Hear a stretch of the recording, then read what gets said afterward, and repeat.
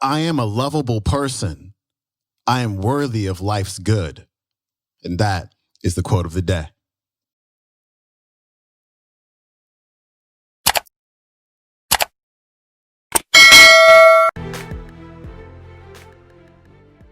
Welcome back to the Quote of the Day show. I'm your host, Sean Croxton of SeanCroxton.com. Happy Thursday to you. Today's featured speaker is Michael Wickett. If you remember, Michael was on Monday as well, talking about self-esteem and taking responsibility for your life. And today, Michael's going to share some tips, some action steps for building more self-esteem within yourself. And without further ado, here's Michael.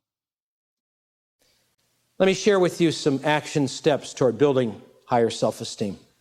Number one, total intention.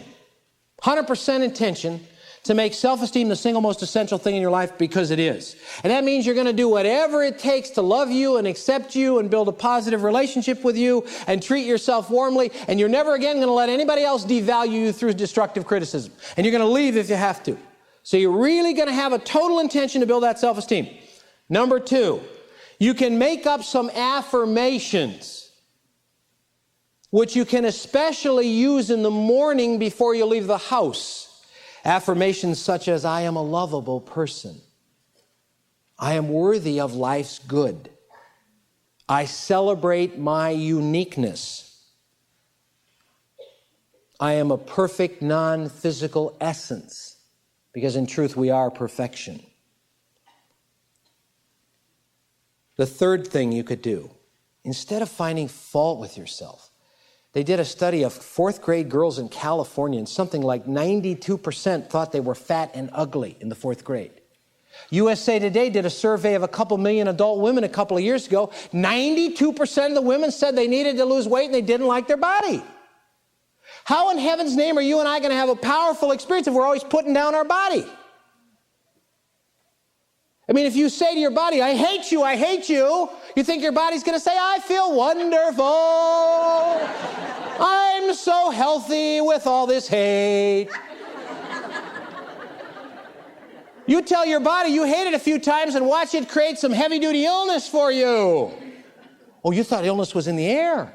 How many of you thought illness was in the air and just descended and said, oh. What I want to suggest is you start treating yourself with some loving kindness and love your body. It's perfect. The cells work perfectly. The blood flows. It was magnificently made. Once upon a time, you were somebody's greatest miracle, just like I was.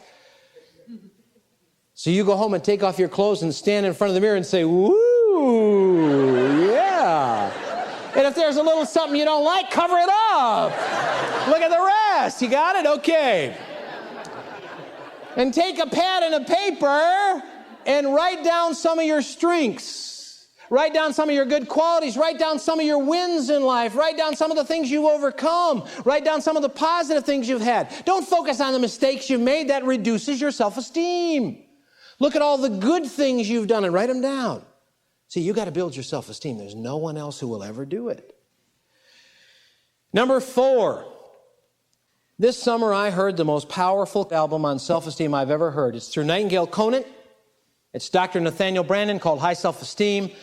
And I drove up north and I listened to that album over and over and over in August. And by the time I got back, I swear I liked Mike Wickett more than I ever have before. That album was profound. It was the best thing I've ever heard about building self-esteem. There are some suggestions for building a new level of self-esteem. I'm going to suggest that you go out of here tonight and realize that there's no answers in the world, and there's no solutions in the world, there's no happiness in the world, there's no joy in the world, and there's no love out there. And if you want to transform your life, you make it a number one priority to establish a warm, loving, caring relationship with yourself.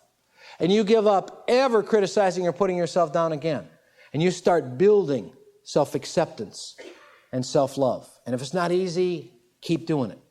See, the only reason it isn't easy because it's so contrary to everything we heard all of our life. We were taught we weren't okay, and we were stained, and we were sinners, and we were going to struggle, and life was tough, and life isn't a bowl of cherries, and nobody's what? Perfect. Truth of the matter is, everybody's perfect. It's just a matter of seeing it. We're a perfect, non-physical essence. Behind this body, behind all the mistakes. Remember that our performance in life and our circumstances in life and the things we do in life are just a reflection of our limited human awareness. We are not our results. I want to tell you, if I'm my results and my behavior all my life, I'm in trouble. I've already lost the game. But the point is, those are just a reflection of our limited human awareness. We are much greater than that. We are a very powerful, perfect, non-physical essence. And as we begin to see that, we don't put ourselves down anymore. We take total responsibility for everything we do. But we keep saying to ourselves, I'm lovable, and I'm special, and I'm terrific. We treat ourselves that way. And you talk about becoming a powerful person.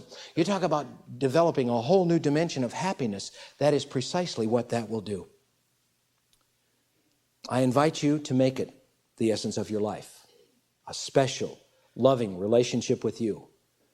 You're never again going to say that your spouse is doing it to you and your parents and your kids, and you're not in that illusion anymore, right? It's all you and it's all me. We own all of our emotions. The entire quality of our life is created by us. If we are to have a happy marriage someday, we will first become a happy person. As a matter of fact, when I go into the high schools and speak to the marriage classes on occasion, and I am certainly not an expert on marriage, I've been married 5.5 years, but I absolutely know that until you become a happy person who loves yourself, you can forget about a happy marriage, because you're not going to find it, because nobody is coming to make you happy. And I say to the young people that, it's very natural to want to have a happy marriage and certainly to have a love relationship, but the way to do that is start having a wonderful relationship with yourself. And so it's all on the inside, isn't it? And life is really very simple, isn't it? It really is very simple. It's not complex at all. We create that happiness and that joy and that energy and vitality inside, and then it just gets mirrored everywhere we go. I'd like to close with a thought from Leo Buscalia's great book titled simply Love. He said, when people have love, they are no longer at the mercy of forces greater than themselves. For they themselves become the powerful force. When we've got the love inside of us, people don't control us. We're the force. We're the power. And then we can literally have our life be any way that we want it to be.